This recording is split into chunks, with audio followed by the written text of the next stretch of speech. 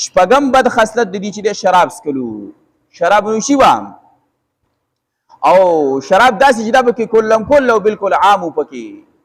شراب څکل دا بالکل په دې کې عام داسې پکې عام چې د شراب نه بغیر به دې کار نه کېدو. که خوراک به کو کار ټیم دی به شراب څکل نو شراب نوشي او د دې د وجنا د شراب د وجنا د نشه د وجنا حدیث باره کې راځي چې د دې وجنا اختلافات پیدا کیږي، لکه یو سړی په نشه کې چاته کنزل وکي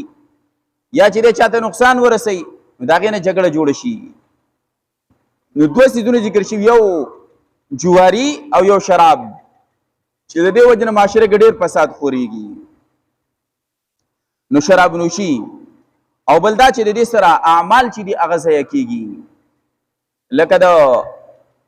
شراب او د نشي حالت کې د عبادت د مون چې د من راغلي چې نشي پاره کې اولنې حکم چې کم راغلی وو نو اوس یو سړی په نشي کې هغه وسه منځو کی